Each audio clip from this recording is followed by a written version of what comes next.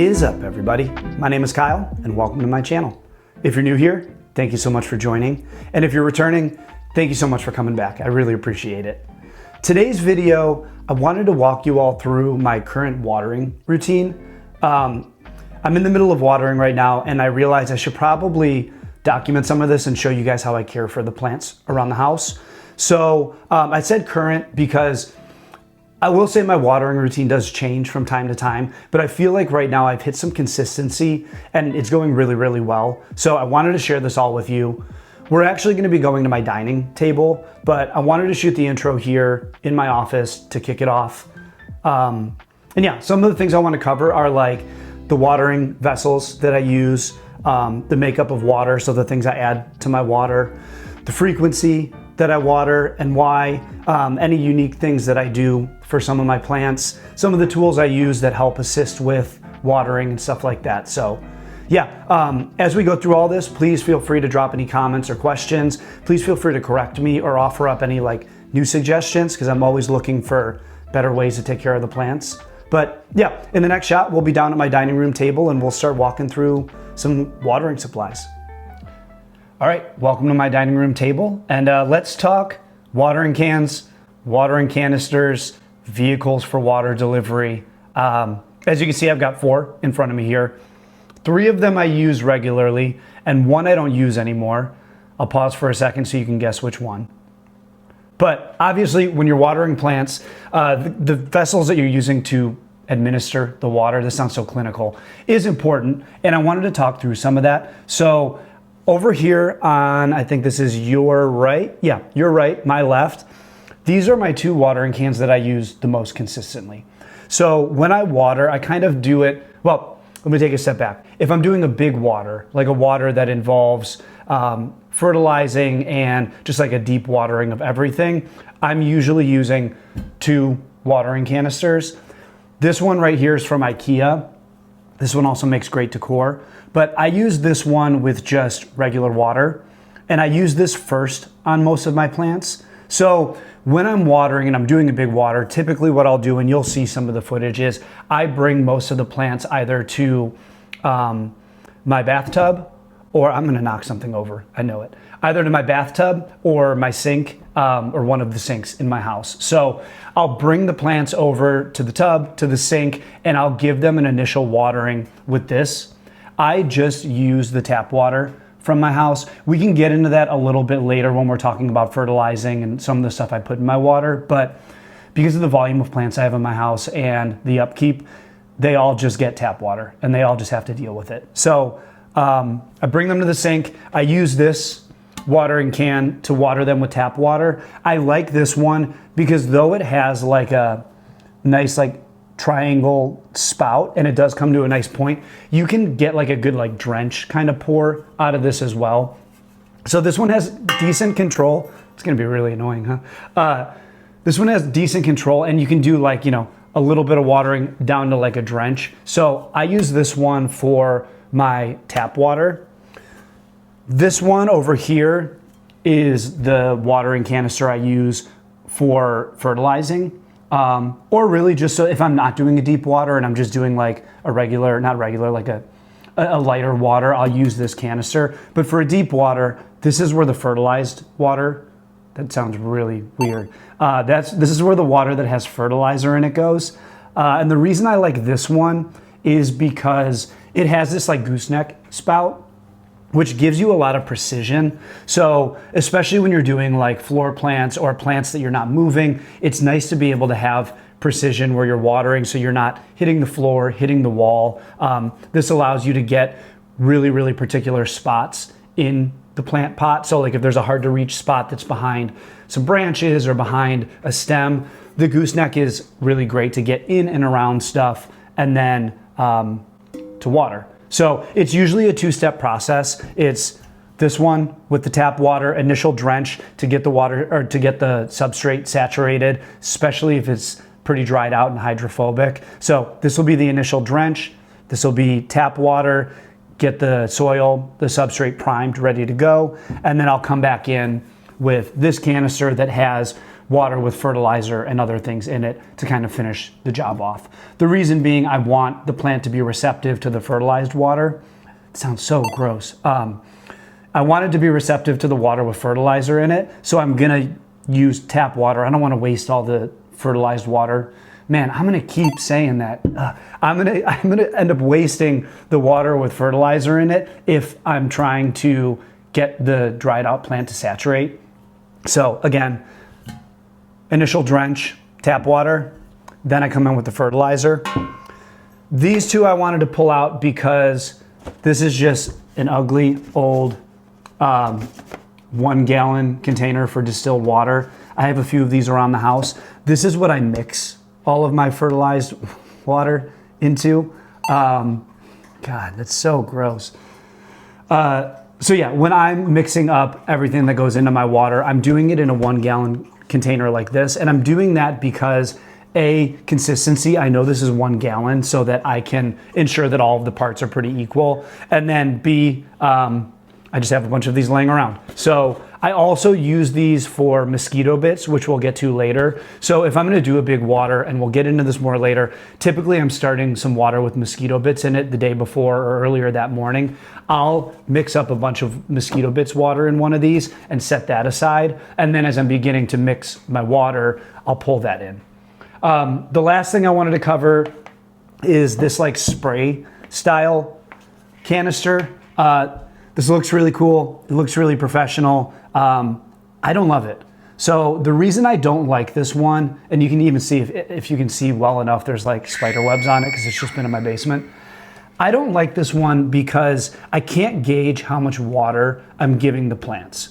So there's a lot of benefits to be able to control that nozzle and kind of mist and then turn into a spray. But what I found personally for me with the volume of plants that I have is it doesn't administer a ton of water, and it's really hard to gauge how much water is getting added into the pot with this. So I don't really love this one. This is a great tool to use if you have plants in like sphagnum moss, or like if you have platycerium that are mounted on walls. This is a great way to get like sphagnum moss wet again. But other than that, I don't really use this very much, but I wanted to bust it out because I have it, and I wanted to talk through it. So if you use one of these, awesome. I know it works really well for a lot of people. It just doesn't work well for my watering routine, the volume of plants in my home, and just the way I like to gauge plants. So this one's usually not in use. One last tool I wanted to talk about in regards to watering and canisters before we get into like the water mix is this right here. So this is my moisture meter, and this is really, really handy to have around the house. So when I first bought this, I had another prong coming off of it that measured the pH. I don't really use it. I don't need it. I found it tricky to have two prongs and to be trying to probe the plants. So I just cut the pH probe off, and it's just a moisture meter now. So I'll link everything that I can in the description, but this has been my favorite moisture meter. I've had this one for a really long time. If I were ever gonna buy another one, it would be this one again. So yeah, I use this, especially if there's plants that I'm not sure. I have some plants that, don't need to be watered every time around when I'm doing a big water. So this is a great way to tell if your plants even need to be watered, or in between waterings, and we'll get to that a little bit when I'm spot checking. This is a great tool to have on hand just to make sure that the plants really are dried out so that you're not overwatering them. So yeah, that's the containers. That's all of my vehicles for water delivery that I'm using currently. Wanted to cover that part first, but next we'll jump into the water, fertilizer, how I mix all that stuff up, what I use, and then yeah, we'll take it from there. Okay, so let's talk water makeup now, meaning like what I add to my water before I water my plants.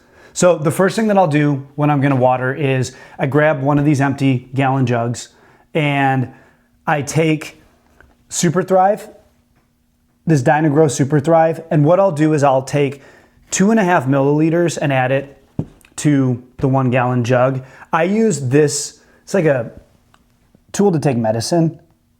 I think it's mostly for children to take liquid medicine. Anyway, my mom was a nurse, so I had this thing laying around.